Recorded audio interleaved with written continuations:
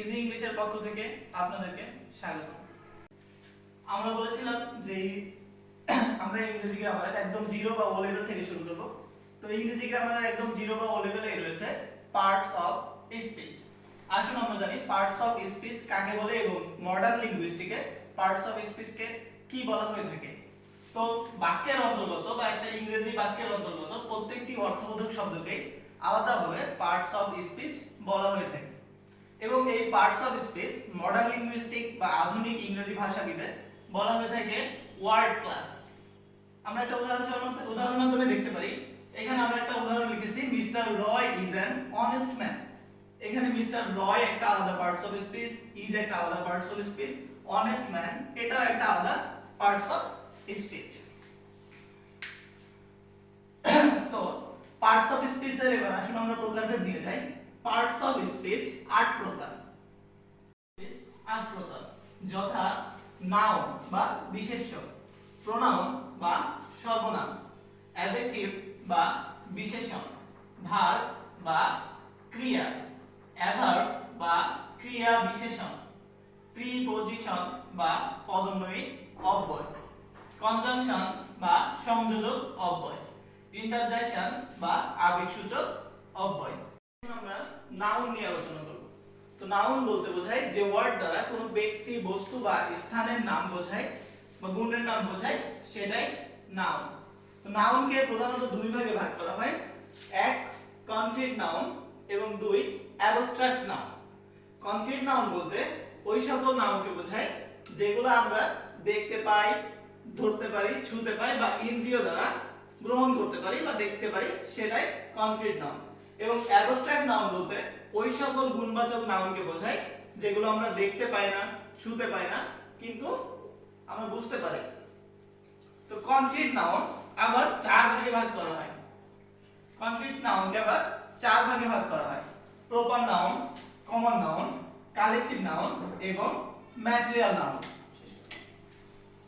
Proper noun, proper noun বলতে যে word বা যে নাউন নির্দিষ্ট ব্যক্তি বা স্থানের নাম বোঝায় তাকে প্রপার নাউন বলে। অর্থাৎ প্রপার নাউন একটা নির্দিষ্ট ব্যক্তি বা স্থানকে বোঝাবে। যেমন রাজু, রত্না, ঢাকা, নড়াইল, যশোর।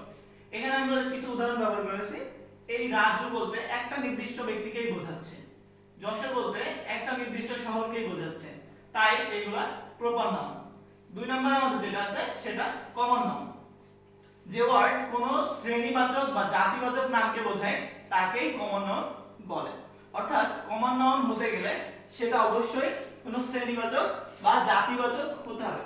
যেমন boys, girls, student, village, city, etc.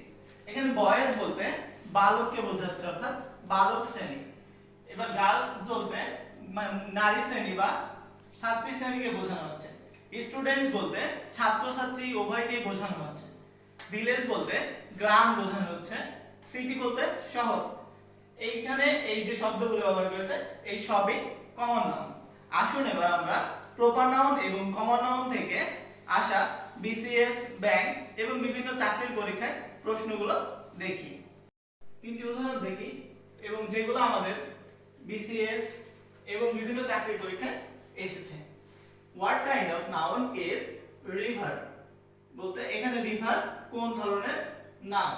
এখানে উত্তর হবে কমন নাউন। কারণ আমরা জানি যে কোন জাতীয় বা সমজাতীয় কোনো কিছু বোঝালে সেটাই কমন নাউন। 2 নাম্বারটা আমরা দেখি what kind of noun is guard? Guard কোন ধরনের নাউন? তাহলে গার্ডটা হচ্ছে common noun. Dhaka is a big city. What kind of noun is Dhaka? Dhaka কি একটা নির্দিষ্ট শহরের নাম বোঝাচ্ছে, তো এটা নিঃসন্দেহে ঢাকা হচ্ছে প্রপার নাউন। এবার আসুন আমরা জানি কমন নাউন এবং প্রপার নাউন চেনার একদম সিম্পল একটা ওয়ে।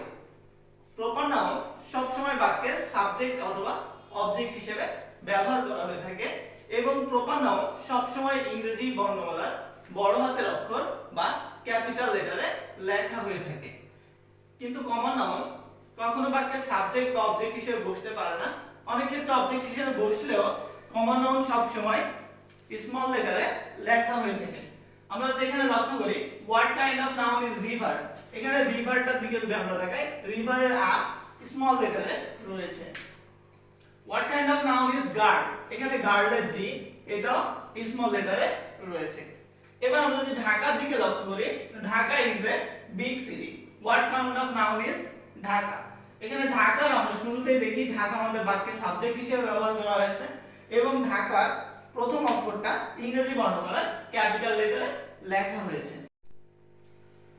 এখন আমাদের 3 নম্বরে ছিল যেটা সেটা কালেকটিভ নাউন, যে ওয়ার্ড সমজাতীয় কোনো ব্যক্তি বা বিষয়ের সমষ্টিকে বোঝায় তাকে কালেকটিভ নাউন বলা হয়। এখানে আমরা একটু লক্ষ্য করি কমন নাউনে ছিল সমজাতীয় কোনো ব্যক্তি বা বিষয়, কালেকটিভ নাউনেও সমজাতীয় কোনো ব্যক্তি বা বিষয়, কিন্তু এখানে কমন নাউনে সমজাতীয় ব্যক্তি বা বিষয় এককভাবে ছিল এবং কালেকটিভ নাউনে সমজাতীয় ব্যক্তি বা বিষয়ের সমষ্টিকে বোঝানো হয়ে থাকে। আমরা যদি দেখি উদাহরণ আর্মি, তো আর্মি এর ক্ষেত্রে আমাদের আর্মি যে আমাদের সেনাবাহিনী সে সমগ্র সেনাবাহিনীকে বোঝানো হয়। ক্লাস শ্রেণী, সেখানে সমগ্র শ্রেণীকে বোঝানো হয়। ফ্লক ভেড়ার দল বা ভেড়ার পাল, সেখানে এক গাদা বা একগুচ্ছ ভেড়াকে বলা হয় ক্রাউড যেটা ভিড়। প্লেট রণতরীকে বোঝানো হয়। কিন্তু এখানে আমাদের বলা হয়েছে যে কিছু কিন্তু সমষ্টিগতভাবে না বুঝিয়ে কেবল এককভাবে বোঝালে তা কমন নাউন হবে, যেমন শিপ। 4 নম্বরে ছিল আমাদের ম্যাটেরিয়াল নাউন, যে নাউন দ্বারা কোনো বস্তুকে বোঝায় তাকে ম্যাটেরিয়াল নাউন বলে। কনক্রিট নাউনে আমরা আগের দিনকে দেখেছি ব্যক্তি বা স্থানকে বোঝায়, কিন্তু আমাদের ম্যাটেরিয়াল নাউন দ্বারা নির্দিষ্ট করে কোনো ব্যক্তিকে বা বস্তুকে না বুঝিয়ে শুধুমাত্র একটি বস্তুকে বোঝাবে, সেটাই ম্যাটেরিয়াল নাউন, যেমন water, oil, gold, silver, wood, iron ইত্যাদি। কিন্তু আমরা একটু নিচে লক্ষ্য করি কিন্তু ম্যাটেরিয়াল নাউন দ্বারা তৈরি বস্তুকে কমন নাউন বলে। অর্থাৎ আমাদের যদি ম্যাটেরিয়াল নাউন দ্বারা তৈরি কোনো বস্তু থাকে তাহলে সেটা নিঃসন্দেহে কমন নাউন হবে।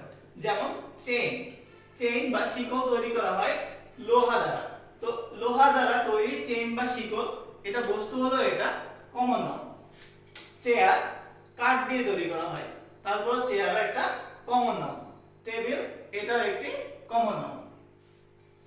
অ্যাবস্ট্রাক্ট নাউন, ভাষাবিজ্ঞানী নেসফিল্ডের মতে যে সকল নাউন দ্বারা গুণ বা কাজকে বোঝানো হয় যা ধরা বা ছোঁয়া যায় না তাকে অ্যাবস্ট্রাক্ট নাউন বলা হয়।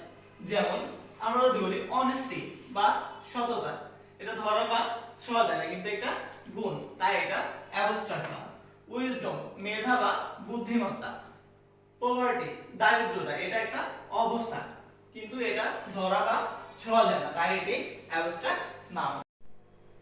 এখানে আমরা কিছু চাকরির পরীক্ষায় আসা 5টি কোশ্চেন দিয়েছি যেগুলো বারবার আসে বিভিন্ন চাকরির পরীক্ষায়, এবং আশা করি আমার এই ক্লাসটি থেকে আপনারা নাউনের সম্পর্কিত সকল গুরুত্বপূর্ণ তথ্য জানতে পেরেছেন এবং কমেন্ট বক্সে এই প্রশ্নগুলোর উত্তর জানিয়ে দেবেন। ধন্যবাদ আপনাদেরকে সাথে থাকার জন্য। আল্লাহ হাফেজ।